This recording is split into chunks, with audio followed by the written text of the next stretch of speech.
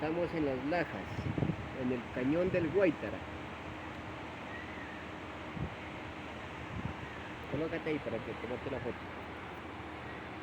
Qué lindo, se mira, ¿no? Por acá todo esto. Qué belleza, ¿verdad? Qué hermosura, ¿no? De paisaje.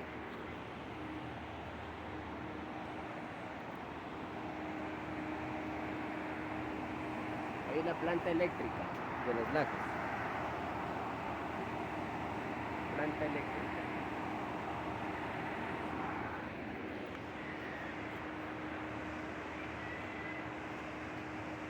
Esa cascada elegante, ¿verdad?